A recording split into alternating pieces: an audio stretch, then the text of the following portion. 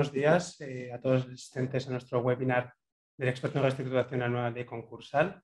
Desde AGM Abogados estamos preparando un ciclo de conferencias y de webinars para informar y para prepararnos de todas estas novedades legislativas que están por llegar, que como es conocido por todos, se está preparando una nueva ley de concursal para adaptar la directiva en materia de insolvencias que se dictó en el 2019 y últimamente pues, estamos teniendo muchas noticias de que están habiendo muchos trámites parlamentarios y novedades que está previsto para su implantación dentro de poco. En todo ello, creemos que es especialmente importante los que nos dedicamos a este sector que dar a conocer las novedades e instrumentos que van a aparecer y en particular es verdad que la ley traerá novedades en todos los campos, pero creemos que especialmente van a traer novedades en el campo de la reestructuración previa al concurso. Aquí es donde las principales novedades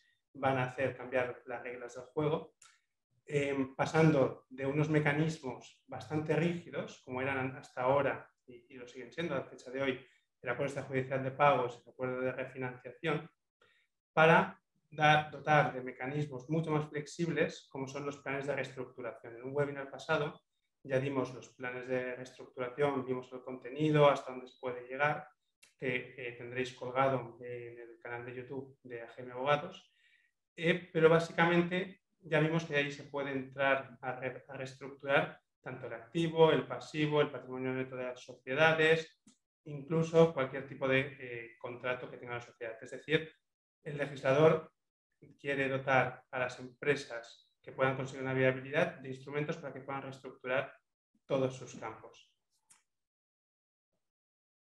Os presento a Luis Conde, que es economista de nuestro Departamento de Gestión de Crisis. Hola, buenos días. Buenos días a todos. Gustavo García, soy abogado y nosotros vamos a presentaros este experto en reestructuración que va a introducir la nueva ley concursal y lo hemos querido plantear en dos bloques porque consideramos que va a tener dos patas fundamentales. Por un lado, toda la regulación legal que se proyecta en esta futura ley y por otro lado, y lo que va a ser posiblemente lo más relevante, van a ser los aspectos financieros, las cuestiones económicas en las que va a intervenir el experto en reestructuración. Pues bien, en primer lugar, vamos a revisar qué es la regulación legal y qué actuación prevé la proyectada ley para esta nueva figura, que en primer lugar establece las condiciones que debe reunir este experto en reestructuración. Disculpad, hemos tenido cortes de conexión en la red, pero me parece que ya volvemos a estar funcionando.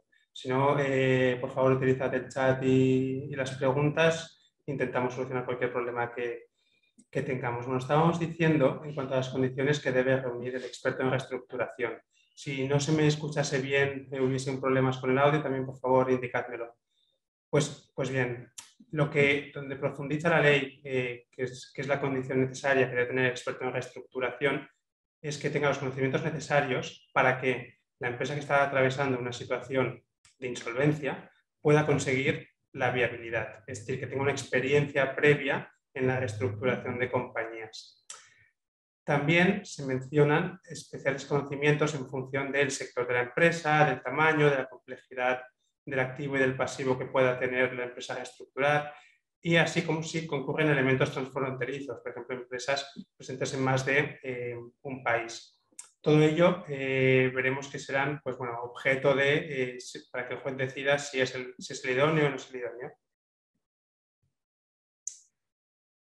Entonces, ¿quién puede nombrar o a quién le corresponde nombrar al experto en reestructuración? Pues bien, tenemos dos supuestos. Unos aquellos en los que de forma voluntaria las partes implicadas en la reestructuración pues, quieran nombrar a un experto en reestructuración para darles mayor confort, de mayores garantías, por ejemplo, en el caso de pymes que no están auditadas, pues cómo se enfrentan los acreedores a un plan de negocio que no han tenido ocasión de estudiar o que únicamente acceden a la información que les ha suministrado el deudor. Pues bien, aquí el experto en reestructuración les daría un confort a estos acreedores. Y después aquellos otros supuestos en los que la ley prevé que sí o sí tiene que intervenir el el experto en reestructuración para unos efectos concretos. ¿Y cuáles son? En primer lugar, veamos los que no son tan relevantes. En primer lugar, suspensión de ejecuciones. La ley prevé, como efecto general de la comunicación, que ya está previsto en la ley actual, la comunicación al juzgado, el inicio de negociaciones para llegar a un plan de reestructuración, que se puedan suspender las ejecuciones porque se entiende que pueden interferir en el buen fin de la reestructuración. ¿Vale? Entonces, hay una serie de supuestos en los que es necesario nombrar a un experto en reestructuración para que emita un informe favorable para esta suspensión. ¿Cuándo es? Cuando, transcurrido un plazo de 3 meses, las partes, en este caso tienen que ser el deudor y un 20% de acreedores, se ponen de acuerdo para prorrogar durante 3 meses más la suspensión de las ejecuciones para el buen fin de la negociación, cuando el juez lo entienda necesario para no vulnerar derechos de posibles acreedores que tengan instada su ejecución, o cuando se pida la suspensión sobre bienes que no sean necesarios, estrictamente necesarios para el desarrollo de la actividad. En estos supuestos, sea que el experto en reestructuración concurra a hacer un informe favorable para esta suspensión. También debe concurrir el experto en reestructuración. Buenos días de nuevo. Disculpando los problemas de conexión. No sé si son la tormenta o qué, pero estamos teniendo problemas. Esperemos a ver si no. En principio ahora hemos buscado otra solución para conectarnos a través de otra red, a ver si no vamos a tener interrupciones. Estábamos viendo los supuestos en los que es necesaria la intervención del experto en reestructuración. En aquellos supuestos en casos específicos para suspensión de ejecuciones, para resolución y mantenimiento de contratos según el plan de reestructuración, y el que es más fundamental, que es cuando se pretenda la extensión de los efectos del plan a acreedores que no hubiesen votado a favor del plan en su respectiva clase. Como sabéis, como hemos ido viendo, una de las principales novedades del plan de reestructuración es que van a votar según clases que se agrupen conforme se prevé en el propio plan. Si una de estas clases, por lo que sea, rechazan el plan, no se consigue la mayoría necesaria dentro de su respectiva clase, que es 2/3 para acreedores ordinarios, cuando tengan privilegio especial será de 3/4 partes. Si no se obtiene esta mayoría, el plan no les afectaría. Ahora bien, se prevén una serie de supuestos en los que se podría extender el plan a estas clases cuando se reúnan los votos favorables de unos acreedores específicos en función de si hubiesen cobrado algo en un supuesto de liquidación o en función de si tuviesen privilegio especial. Si queréis profundizar sobre el tema, tenemos una ponencia sobre los planes de reestructuración. Lo relevante a efectos de si conviene o no conviene nombrar un experto en reestructuración es que cuando se pretenda esta extensión, sí o sí va a ser necesaria el nombramiento del experto en reestructuración. Entremos a ver cuál es el procedimiento de nombramiento. Pues bien, en primer lugar, la ley prevé que tiene que hacerse una solicitud al juez, ya sean el deudor o los acreedores. En esta solicitud, el solicitante, valga la redundancia, va a exponer por qué el propuesto reúne las condiciones necesarias y además deberá aportar ya la aceptación por el propuesto, así como la copia de la póliza de responsabilidad civil. En caso de que la solicitud la hagan los acreedores, de esta solicitud se va a dar traslado al deudor. El deudor sí puede estar de acuerdo o puede no estar de acuerdo en el experto en reestructuración que los acreedores quieran nombrar. Cuando esté de acuerdo, el juez, si reúne las condiciones necesarias, lo nombrará y detectará un auto en el plazo de 2 días, dice la ley, y entonces ya podrá actuar este experto en reestructuración. Cuando no esté de acuerdo, se le dará traslado al deudor para que pueda ejercitar 2 acciones. Una, bien, oponerse al nombramiento en base a que pues, considera que no es necesario el nombramiento o que el propuesto por los acreedores no reúne las condiciones necesarias en la ley, las que ya hemos visto y las causas de incompatibilidad que ahora veremos, y también podrá, a su vez, proponer uno distinto. La ley establece una presunción que, si en caso de que el experto propuesto por los acreedores sea idóneo, el juez deberá nombrar a este. En caso de que no, el juzgado, en caso de que el juez no entienda idóneo el experto en reestructuración que se ha propuesto, requerirá al solicitante a que aporte una terna, que aporte a 3 posibles candidatos, entre los cuales elegirá al que considere idóneo. Este nombrado se publicará en el registro público concursal para conocimiento de los potenciales acreedores que no tengan conocimiento y no sean parte del procedimiento. ¿Y qué mecanismos se prevén en la ley en caso de que el nombrado por auto del juez una de las partes no considere que es el idóneo? Pues bien, la ley establece que cualquiera que pueda tener un interés legítimo en la reestructuración, aquí no se habla de deudor o acreedores, sino cualquiera que pueda tener un interés legítimo, entiéndase partes que puedan ver resuelto su contrato aunque no se les adeude nada, entiéndase trabajadores que puedan verse afectados por el plan de reestructuración. Parece que habíamos perdido la conexión, pero no, parece que seguimos. Pues todos ellos, todos los que tengan un interés legítimo podrán impugnarlo.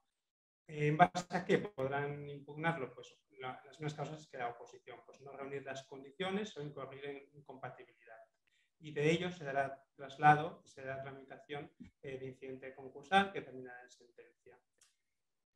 Ahora bien, pongámonos en la situación de que empezamos la reestructuración, el deudor propone y es nombrado un experto en reestructuración que establecen pues las pautas y el alcance que vayan de su actuación. Y durante el desarrollo de las negociaciones, los acreedores o, en sentido contrario, el deudor, cuando se han nombrado los acreedores, entiende que el experto pues, no es la persona más idónea, pues porque tienen diferencias de criterios, porque el método de trabajo, por los motivos que sean. Pues bien, la ley prevé la posibilidad de que se pueda sustituir al experto ya nombrado. ¿Cuándo se podrá sustituir al experto ya nombrado? Cuando más de un 50% del pasivo que se pueda haber afectado proponga el reemplazo del experto en reestructuración. Aquí la ley establece que siempre que el propuesto, en lugar de que se va a ser sustituido, reúna las condiciones necesarias, el juez sustituirá al experto en reestructuración. En cuanto a las funciones que va a realizar el experto en reestructuración, pues bien, aquí lo más relevante es que la ley no entra a regular con extenuación cuál va a ser el alcance del trabajo. En primer lugar, pues hay que tener claro que el experto en reestructuración no es ni un administrador concursal, ni es un auditor, ni es un supervisor, ni mucho menos sustituye ni complementa la capacidad de actuación del deudor. Únicamente pues, tiene la intervención de experto ajeno que pues, va a certificar desde sus conocimientos el plan de reestructuración que se va a acometer. Pero las partes tienen total autonomía para decidir cuál va a ser el alcance de la actuación, para hacer pues, informes complementarios, lo que las partes quieran. ¿Qué viene a decir la ley únicamente en cuanto a las funciones? Pues bien, que tiene que asistir a las negociaciones y asistir en la elaboración del plan.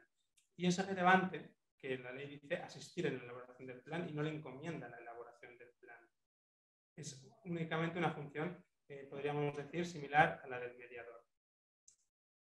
También tiene que elaborar pues, los informes que exija la ley concursal, que son, en primer lugar, pues, la valoración de la empresa en funcionamiento en el supuesto de que se quiera hacer una extensión de los efectos a alguna de las clases y lo que hemos visto para suspender los procedimientos de ejecución y todos aquellos que se vayan previendo en la ley. En cuanto a las causas de incompatibilidad, principalmente son dos. En primer lugar, pues no haber prestado servicios de reestructuración al deudor o a personas vinculadas en el sentido que se le da en la ley concursal, es decir, socios, sociedades del mismo grupo, personas físicas relacionadas por vínculos de familia. No se le puede haber prestado servicios de reestructuración en los 2 años previos, con la excepción de si se han prestado servicios de experto en la reestructuración. Es decir, si se acomete una reestructuración posterior a una reestructuración previa, se podrá nombrar al mismo experto en la reestructuración. Y después también todos aquellos casos en los que la ley de auditoría de cuentas prevé que hay una causa de incompatibilidad. En todos estos casos no se podrá nombrar al experto en reestructuración. Después también la ley, como en todos los profesionales jurídicos que intervienen en estos procedimientos, establece una clara responsabilidad civil en su actuación. Y dice claramente la ley que responderá de todos los daños y perjuicios que haya causado tanto al deudor como a acreedores. ¿Y cuándo va a responder de los daños y perjuicios? Cuando se cometa una infracción de los deberes de diligencia, independencia e imparcial. Aquí cabría preguntarse qué significa el deber de diligencia, ¿no? Porque es un concepto que es por naturaleza jurídicamente indeterminado. Pues bien, hace una definición la propia proyecto de ley en la que establece que la diligencia será la propia de un profesional especializado en reestructuración. Iremos viendo con la práctica cuál es el estándar de diligencia propia. Y por último, y como muy relevante, se establece que la retribución no va a ser conforme a arancel, como pasa con expertos y demás intervinientes en los procesos de reestructuración, como el administrador concursal o el mediador concursal, sino que será a pactar libremente entre el proponente y el experto en reestructuración. La regla general es que los honorarios los abonará quien lo proponga. Es decir, si es el deudor el que quiere nombrar un experto en reestructuración para extender los efectos, pues en principio deberá ser él quien abone sus honorarios. Si son los acreedores que quieren ver garantizado pues que el informe de valoración, el plan de negocio que se les propone, pues realmente responde a una realidad económica detrás, pues deberán ser los acreedores. Ahora bien, establece una importante previsión el proyecto de ley y que es relevante porque se repite en todos los artículos del proyecto en los que se prevén diferentes formas de nombramiento. Y es que, salvo que el plan prevea que los honorarios sean a cargo del deudor. Es decir, aunque se haya propuesto por los acreedores, se podrá modificar la regla de a quién va a cargo de la retribución cuando se establezca en el propio plan que sea el deudor quien deba abonarlos. Esto permitirá pues, jugar bastante con los cargos y los gastos del procedimiento que se incurran para comenzar la reestructuración.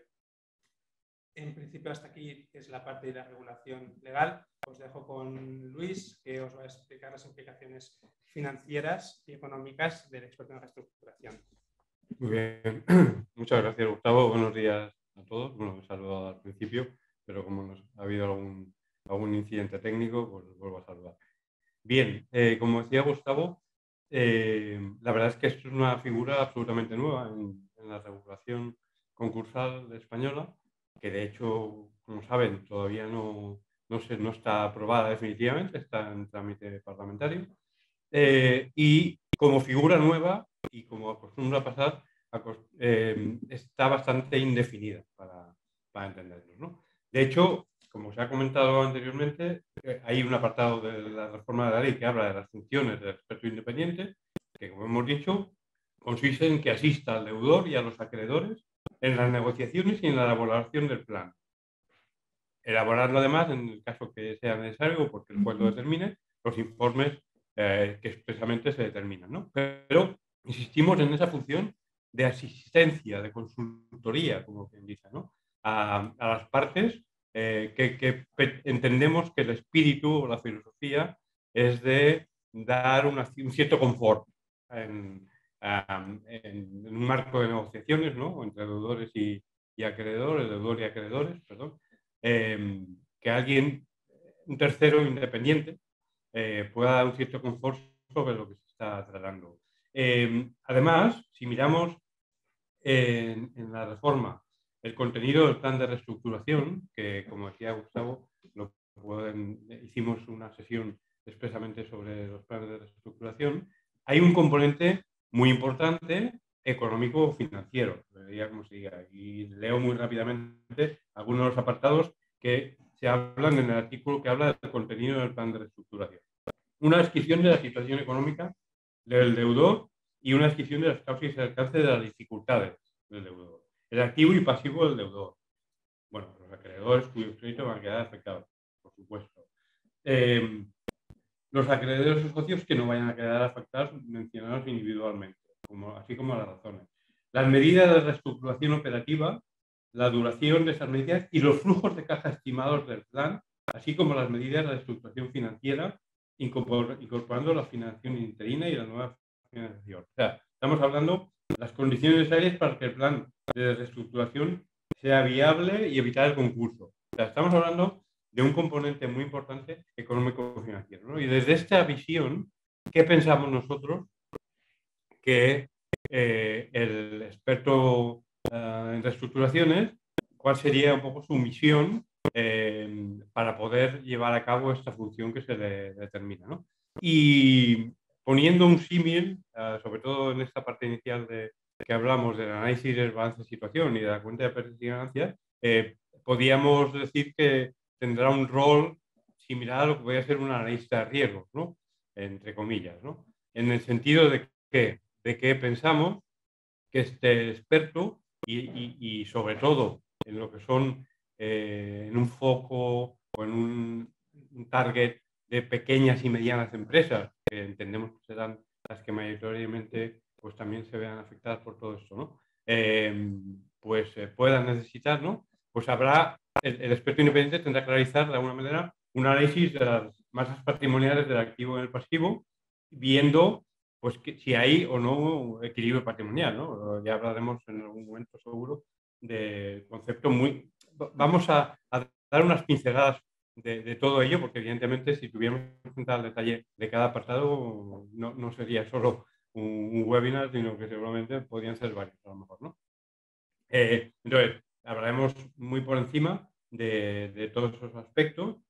Uno de los conceptos claves es el fondo de maniobra, ¿no? Que realmente la empresa tenga un nuevo fondo de maniobra positivo, también depende del sector, evidentemente, pero del análisis de ese fondo de maniobra, que sería la relación entre la inversión que tiene la empresa realizada y cómo se financia, ¿no? Para entendernos así muy a grosso modo, ¿no? En lo que sería el concepto de equilibrio patrimonial, ¿no? Dentro del activo, pues por supuesto el activo no corriente, tendremos que fijarnos tendrá que fijarse, perdón, el experto en reestructuraciones, pues en las partidas de inmovilizado intangible o material, las inmobiliarias o financieras, en el sentido de que, bueno, qué parte del activo representan, cómo están o no de amortizadas y si considera que están correctamente o no amortizadas, para que ese balance de situación que se presente en la reestructuración pues sea de alguna manera coherente, ¿no? En cuanto al activo corriente, pues estaríamos en el detalle del análisis de las existencias. Aquí, por supuesto, lo importante de las existencias es la obsolescencia o la caducidad, ya que realmente que sean factibles de comercialización. Los deudores, en cuanto a la cobrabilidad, hemos puesto aquí, bueno, pues por supuesto se tendría que analizar la morosidad que pudiera contener la partida de deudores, los tipos de clientes que hay, los plazos de cobro, los plazos de cobro de deudores, los plazos medios de stock, de existencia, y luego, por último, la tesorería, no solo desde el punto de vista de lo que es la tesorería en sí y el cash que tiene la empresa disponible, sino si esta tesorería es disponible, que es muy importante. Que aquí pudiera ver que aparte de esa tesorería estuviera afectada por ignoraciones, por avales, por X circunstancias, ¿no? Después pasaríamos a la parte del pasivo, pues el patrimonio neto, sobre todo, claro, muy importante que sea positivo, si no, evidentemente, la situación de la empresa ya es de quiebra técnica, podría entrar en causa de disolución, por lo cual la reestructuración puede tener unas componentes muy determinadas, ¿no?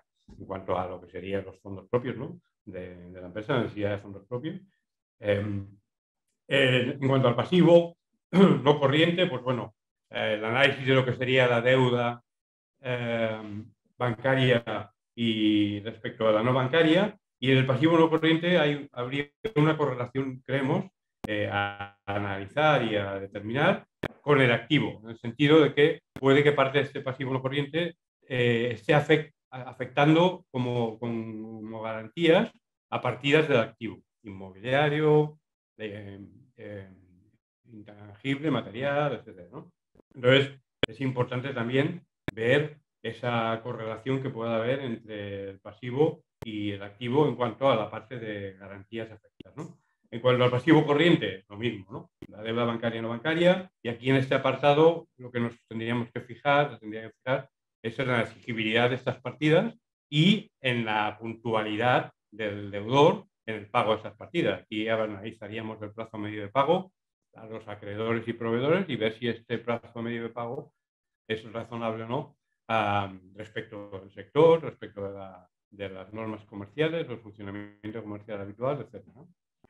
Luego hemos introducido aquí un apartado concreto que sería el de acreedores del sector público, porque como saben, y esto ha salido incluso en prensa, uno de los debates que hay en el entorno de la ley concursal, la reforma de la ley concursal, y esto mi compañero Gustavo también podría profundizar en el tema si hiciera falta, es que se está contemplando las deudas.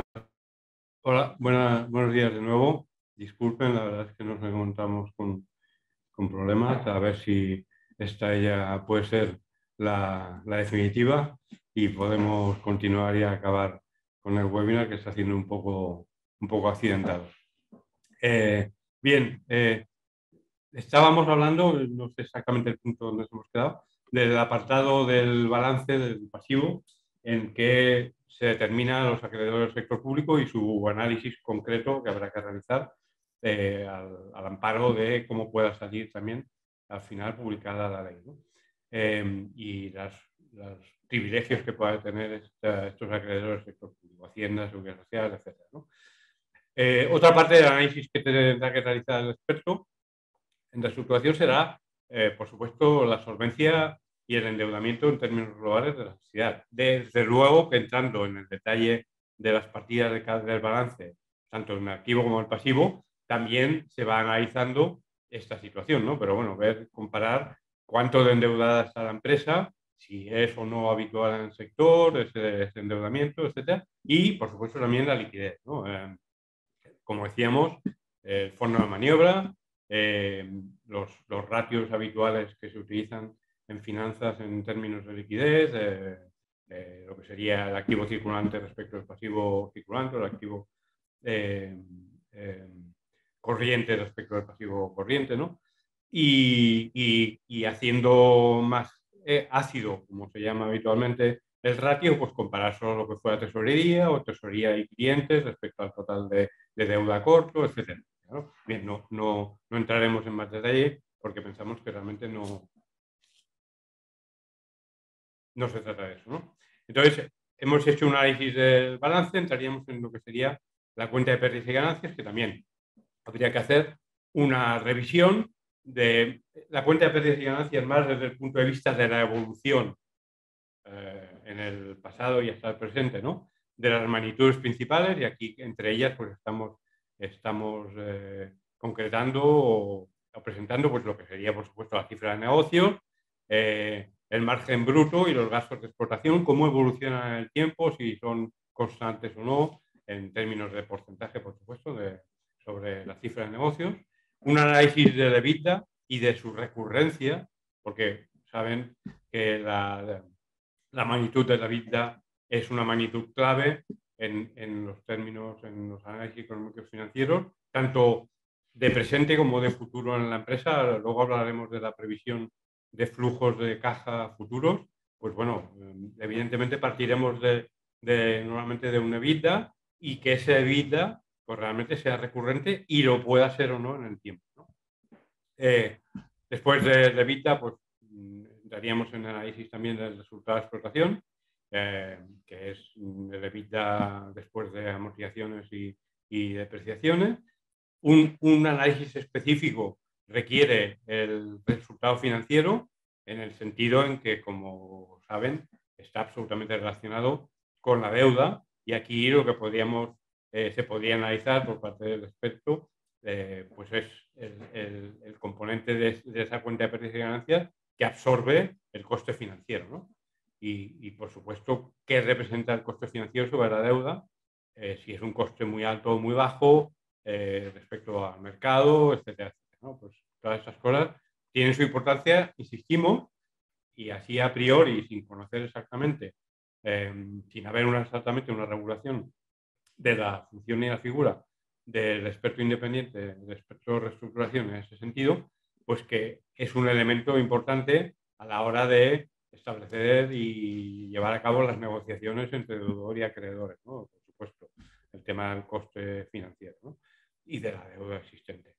Después entraríamos en análisis de resultado antes de impuestos, el resultado del ejercicio. Insistimos más en términos de evolución, cómo ha ido evolucionando en los últimos ejercicios, de cara a poderlo proyectar a futuro, por supuesto, porque al final cualquier plan de reestructuración, cualquier plan de viabilidad, lo que se persigue es que a futuro se pueda pagar o repagar la deuda que tiene la empresa, ¿no? Y para eso se origina y se negocia un plan de reestructuración, ¿no?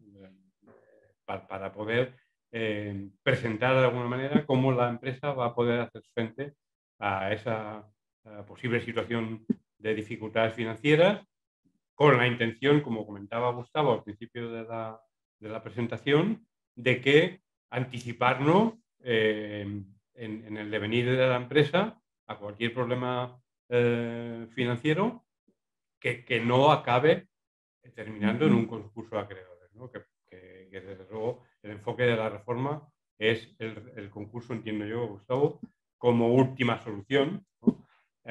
Y que realmente pues, hayan agotado todas las vías posibles antes de llegar a la presentación del concurso, ¿no? Y en ese sentido, la reestructuración, un plan de reestructuración, tanto en términos económicos como financieros, pensamos que es la clave para poder, de alguna manera, llevar a cabo esa fase preconcursal, que es donde se entiende que la ley pretende que se queden las situaciones, ¿no? Que no lleguen a abocarse al concurso gracias a haber efectuado un plan de reestructuración adecuado, ¿no? Y por último, el análisis de los flujos de caja, en el que entraremos también ahora. Los flujos de caja en el sentido de que ya saben que cuando hablamos de beneficio hablamos de un aspecto contable, de un concepto contable, pero lo que importa al final es la caja que se genera en la actividad de la empresa, ¿no? Hay pagos que no se, perdón, costes que no se pagan, ¿de acuerdo? Y evidentemente eso hay que tenerlo en cuenta porque no sale caja, aunque haya un coste, una pérdida, entre comillas, una imputación negativa en la cuenta de pérdidas y ganancias, ¿no? Y luego hay que tener previsto, pues a futuro, pues las necesidades que pueda tener la empresa en términos de inversiones, de CAPEX, ¿no? Se llama habitualmente, en términos de incremento de necesidades del capital circulante que pueda tener a futuro, porque todo eso va a traer también caja de la empresa que no sería posible, o sea, que no sería disponible para hacer frente al servicio de la deuda, ¿no? Bien, como decíamos, un tercer aspecto sería un análisis de las previsiones de flujos de caja futuro, en el sentido de lo que decimos, ¿no? Que el plan de reestructuración lo que va a contemplar es cómo se pretende que la empresa haga frente a su situación económico-financiera y cómo va a hacer frente a la deuda con sus proveedores y acreedores, ¿no? Y eso al final, la forma de hacerlo es hacer unas previsiones de flujos de caja, ¿no? Basadas, por supuesto, en unos planes de negocio, ¿no? Y en ese sentido, pues la figura del experto en reestructuraciones pensamos que lo que debe valorar son las hipótesis utilizadas en esos planes de negocio, en esas proyecciones, en esas previsiones de flujos de caja, pues analizar la razonabilidad de los ingresos, en el sentido de que todos sabemos que es humano cuando se hacen previsiones a futuro, pues normalmente ser optimistas, ¿no? Entonces hay que ver hasta qué cierto punto se es optimista o razonable, ¿no? En esas previsiones, y eso es un punto que entendemos que de cara a terceros, a los acreedores, pues la razonabilidad de esos ingresos pues puede ser muy importante, o sea que realmente pues se vea como algo sustentado, ¿no? Y que realmente tiene visos de realidad, ¿no? Lo mismo ocurre con los costes, ¿no? La razonabilidad de esos costes también, pensemos que pensar en reducir costes puede ser fácil, pero todos sabemos que ni mucho menos lo es, ¿no? Y que de alguna manera pues habrá que dar una justificación a esa reducción de costes, si es que el planteamiento viene por ahí, evidentemente, que supone que una parte pueda ser esa en términos de reestructuración operativa, ¿no? de la empresa, no solo económico-financiero, sino en términos operativos, que puede haber circunstancias también que sean necesarias. Y luego, al final también, el análisis como colofón, ¿no? de la cobertura del servicio de la deuda, ¿no? Que sería un análisis antes de la reestructuración, o sea, en qué situación está la empresa, ¿no? Los flujos de caja, qué capacidad tienen de atender la deuda, ¿vale? En la deuda financiera, expresada explícitamente, que serían intereses y capital, los dos, pero porque el resto de la deuda, de alguna manera, pues también viene en consonancia con la actividad y con el circulante, etcétera, etcétera, ¿no? Cobros y pagos más habituales. La parte financiera es la que hay que darle también un contenido específico, ¿no? Y analizar pues, esos flujos de caja respecto al servicio de la deuda, al capital más intereses que se tengan que hacer frente con la deuda ya reestructurada, en las condiciones en las que se presenta la propuesta del plan de reestructuración, ¿no?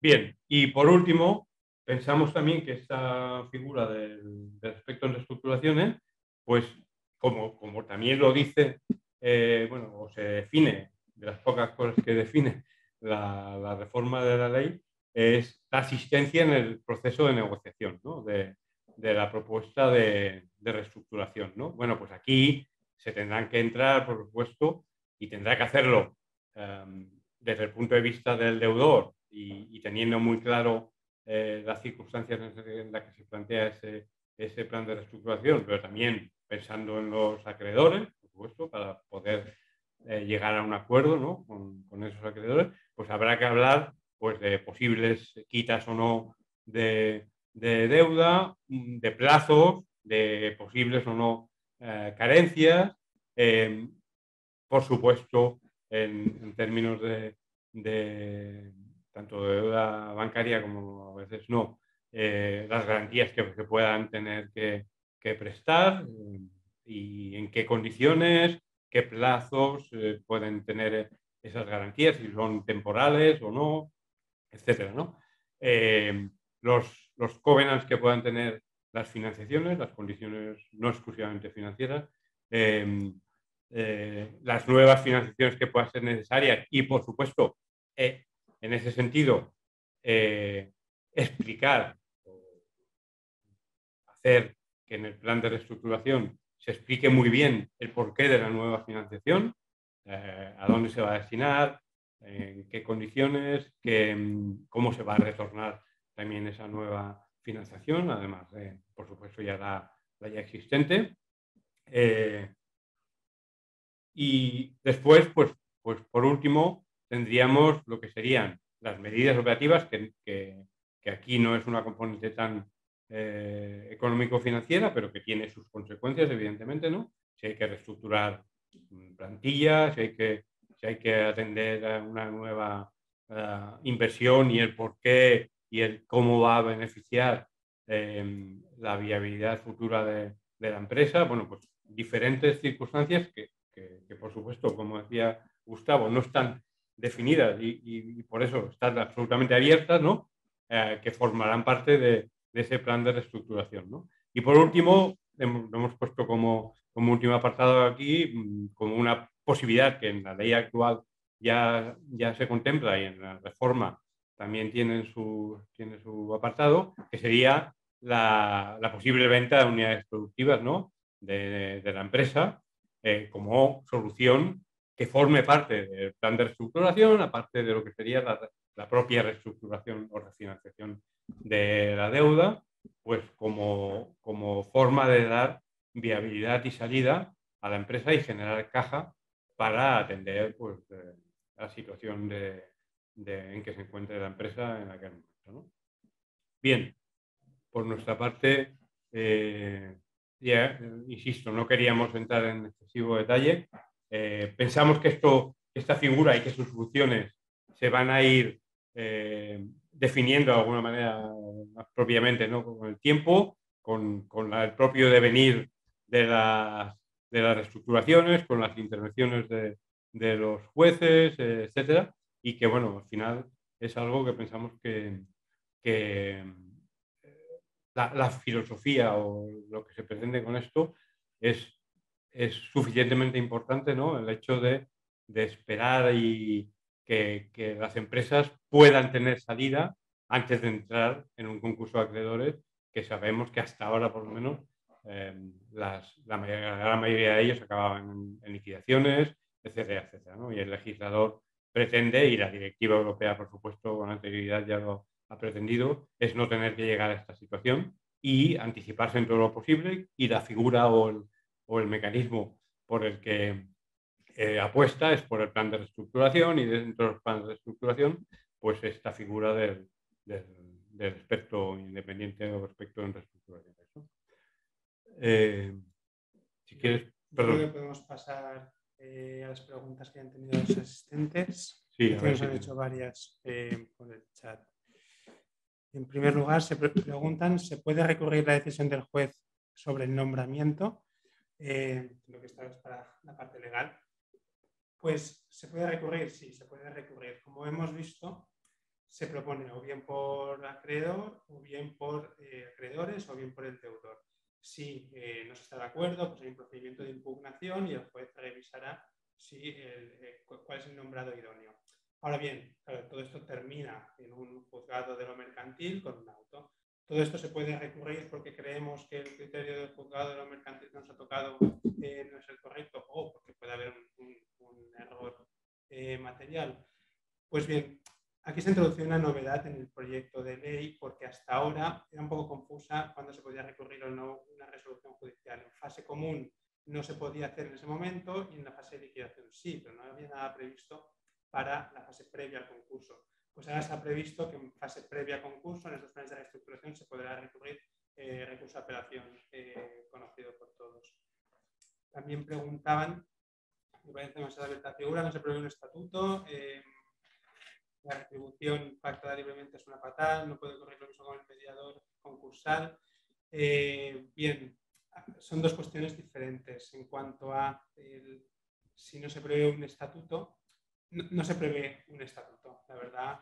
También la administración concursal no ha tenido un estatuto hasta ahora y ha funcionado durante casi 20 años, y de esta figura ni se prevé ni pues, posiblemente se vaya a aprobar. Nosotros creemos, la verdad, más que sea algo perjudicial, sí, pero me comentaba Luis que sí que la propia ley prevé un estatuto, pero bueno, la regulación es muy breve, son los artículos 679 y siguientes, pero bueno, es que son una decena de artículos. Nosotros creemos que más que un problema, realmente es una oportunidad. Cuando la ley encorseta mucho cuáles son las funciones, al final no dota de la flexibilidad que quiere dotar a los planes de reestructuración. Una de las principales características que creemos los abogados que va a definir el proyecto de ley es que no hay nada encorsetado. Se puede modificar el activo, el pasivo, una cosa a la otra, todas a la vez. Y en esta línea, pues se prevé un experto en reestructuración que vaya a tener la misma flexibilidad, porque si no entraríamos en conflictos de si lo que el informe que tiene que hacer es para una determinada medida, pues impedirá que se puedan adoptar distintas medidas de reestructuración. Nosotros realmente lo vemos como algo positivo, que permitirá que se adapte a lo que se quiera reestructurar y no al revés, y que no la reestructuración se tenga que adaptar a la normativa o a los condicionantes. Y en cuanto a la retribución, bueno, en nuestra opinión, también dota de una retribución acorde al trabajo que se le vaya a encomendar, y ya sea el mercado que se ocupe en regular, pues cuáles son los profesionales que merecen una mayor retribución y se pueda pactar con libertad. Si no, la verdad es que el método de arancel, bueno, tendrá sus ventajas y sus desventajas, pero también puede, el método de arancel y el método de designación aleatorio, pues bueno, pues igual no consigue que se nombre un experto que sea el idóneo en la reestructuración que se quiera cometer. Una de las características que tiene que tener el experto en reestructuración es que tenga conocimientos del sector, de si hay elementos transfronterizos. Es decir, no cualquier experto en reestructuración debería ser el idóneo para cualquier reestructuración.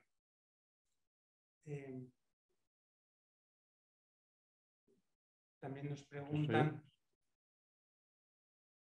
pero si quieres responder alguna pregunta tú, Luis, que te atañe a la parte más económica. Bueno, sí, a ver, aquí preguntaban ahora en qué consiste el informe del valor de la empresa en funcionamiento. Luego complementas tú, Gustavo, si quieres con alguna otro matiz. A ver, yo en lo que se define dentro de una de las funciones del experto en reestructuraciones es la elaboración de un informe de valor de empresa en funcionamiento. A ver,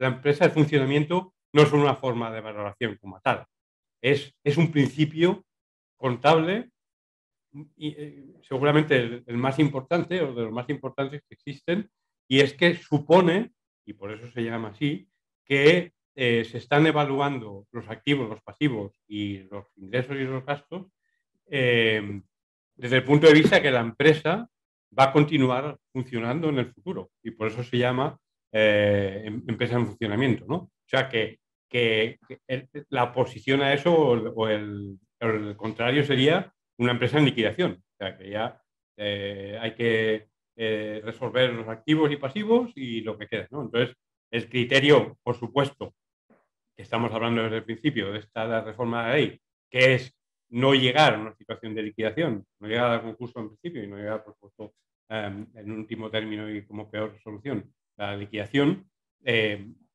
determina que cuando se hace un plan de viabilidad se ejecute pensando, se establezca pensando que la empresa va a continuar funcionando. Y en ese sentido, una vez ejecutado o presentado este plan de viabilidad, esas proyecciones que estábamos hablando antes, esos planes de negocio de la empresa, se valorará la empresa con uno de los métodos habituales de valoración económica, valoración de empresas, ¿no? Que podrá ser pues, desde los métodos contables puros a los múltiplos variables como la EBITDA o las ventas, o bien los descuentos de caja futuros, etcétera, ¿no? O sea, la determinación del valor de la empresa se hará en base a uno de los métodos que habitualmente se utilizan y en función de cada empresa y cada sector, ¿no? Pero, como tal, el criterio de empresa en funcionamiento es el que decimos, ¿no? Es de contemplar que esta empresa va a continuar en el futuro y que esa continuidad va a permitir hacer frente a su situación y a su deuda, ¿no? Por supuesto. Sí, también en cuanto a la extensión de los efectos que veíamos, el plan de reestructuración se va a agrupar a los acreedores que tengan que aprobar el plan de reestructuración por clases. ¿Qué pasa? Que si una de las clases, lo que decíamos de las mayorías, no te aprueba el plan de reestructuración, pues puede comprometer seriamente la viabilidad del plan. Porque, hombre, que una masa de acreedores no te acepte y no se le pueda aplicar las medidas que se ponen en el plan de reestructuración y si hay una deuda vencida tenga que abonarla de golpe, pues seguramente nos va a hacer incumplir el plan de negocio. Para evitarlo, la ley establece que cuando se concurran una serie de mayorías y de votos a favor, se podrá extender los efectos a todos los acreedores. En este caso, el informe en concreto que tiene que hacer el experto en reestructuración se utilizará cuando se haya aprobado el plan por una mayoría de acreedores y uno de estos grupos, clases de acreedores, hubiese recibido algún pago en el caso, dice la ley, de liquidación de la empresa según el valor de la empresa en funcionamiento. Es decir, el experto en reestructuración tendrá que hacer, es lo que explicaba Luis, este informe de valoración, y si cogiendo este valor en un escenario de liquidación concursal, pues es razonable que este grupo hubiese recibido algún tipo de pago, este grupo tendrá la capacidad de con su voto favorable, extender los efectos a todos los grupos de acreedores. Claro, ello es imprescindible para cualquier acreedor, perdón, para cualquier deudor que quiera conseguir un plan de reestructuración y no las tenga todas consigo de que le van a aceptar todos los grupos de acreedores. Que es verdad que pues dentro de las clases puede haber un disidente y que dentro de esta clase, por la mayoría dentro de su propia clase, pues se ve arrastrado con los efectos del plan. Pero como una de las clases no salga adelante y no apruebe el plan de reestructuración, pues eso vería comprometido la reestructuración. Por tanto, desde la perspectiva del deudor, y respondiendo a la siguiente pregunta, ¿vale la pena nombrar un experto en reestructuración? Hombre, desde la perspectiva del deudor que quiera cometer una reestructuración, desde nuestro punto de vista es prácticamente imprescindible. Nunca entramos en un acuerdo de refinanciación, acuerdos judicial de pagos o en la futura plan de reestructuración con la seguridad de que los acreedores te van a dar el ok, porque entonces ya tienes la reestructuración casi acometida. Entonces, ante esta incerteza, es que vemos completamente necesario que el deudor nombre un experto en reestructuración para el caso de que algún grupo, que seguramente es lo que vaya a pasar, algún grupo de acreedores pues no le vote a favor. Desde el otro lado, desde el lado de los acreedores, pues ¿vale la pena nombrar un experto en reestructuración? Pues bien, podríamos entrar a discutir si un acreedor con unos departamentos financieros muy potentes, que tengan un conocimiento del cliente muy potente y el cliente pues sea auditado, pues quizá no necesita un tercero que le certifique el plan de negocio, pero toda esa masa de pymes y demás empresas de las que sus acreedores no tengan mucha más información que las últimas cuentas o la información del plan de negocio, sobre todo los análisis que decía Luis, que esto únicamente lo puede cometer un experto tercero que entre a valorar la información que proporciona el deudor. Pues para ello será imprescindible que entre un experto a valorarlo. Desde nuestro punto de vista, se va a convertir en un experto clave en todos los planes de reestructuración, sino en la inmensa mayoría. Por eso también queríamos hacer un webinar específico de esta figura, porque creemos que, aunque no vaya a ser, aunque no sea, y sobre todo no se le dé el peso a nivel de medios de comunicación o normativa que prevé el proyecto de reforma, sí que va a ser imprescindible para conseguir que salgan adelante. También nos preguntaban sobre los covenants. Sí, hay una pregunta aquí. Es verdad que hemos pasado muy rápido por el concepto. Bueno, los covenants al final entre los asistentes creo que había hay personal de profesionales de la banca que, por supuesto, están mucho más familiarizados con ellos, ¿no? Los covenants al final normalmente se definen en refinanciaciones o en créditos sindicados, etcétera, etcétera, ¿no? Y también en las deudas financieras convencionales. Y lo que, por definirlo de alguna manera, serían obligaciones accesorias a lo que sería la pura obligación principal, que sería el pago de capital e intereses de un préstamo o de una financiación. Y que el objetivo de estos covenants es el mantenimiento de la solvencia del deudor durante la vigencia de la operación y de alguna manera una protección para el acreedor, ¿no? Que el acreedor, que en la mayoría de ocasiones, por supuesto, son entidades financieras, ¿no?